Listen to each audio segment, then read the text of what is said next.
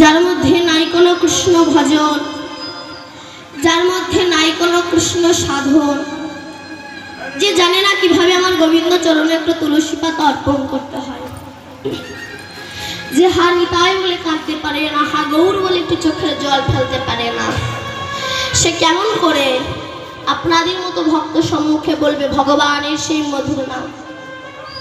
কারণ সেখানে বগারও সমুদ্রবদ্ধ, আর সমুদ্রের ভিতরে লুকিয়ে রয়েছে গোবিন্দের সেই তত্ত্বরূপী রত্ন।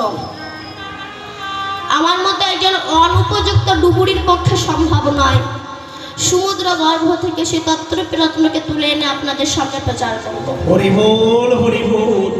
তবে পারি আপনাদের মতো ভক্ত পদধূলা মাথায় নিয়ে, গৌর গোবিন্দের আশীর্বাদ মাথায় নিয়ে, আমার গুরুদেবের আশীর্বাদ মাথায় নিয়ে শুরু করবো আমি আমার গোবিন্দের সেই মধুর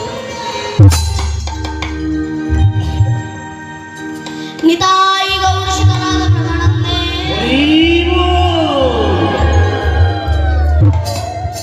শ্রীমান মহাপ্রভু গৌরাঙ্গ আমার গৌর হরি ব্রজধাম পরিত্যাগ করে নবদ্বীপ এসেছে কলিহত জীবকে উদ্ধার করবে বলে।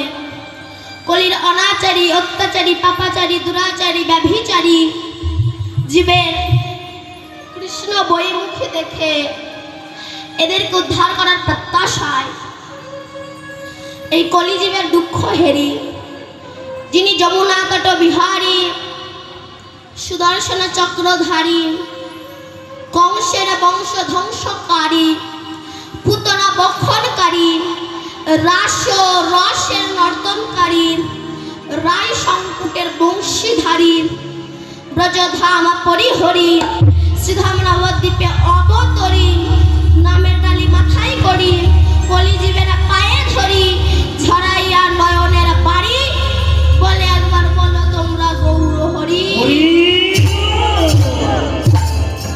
এসেছে কলিহত জীবকে হরি নামে প্রতিধ্বনি উদ্ধার করবে বলে।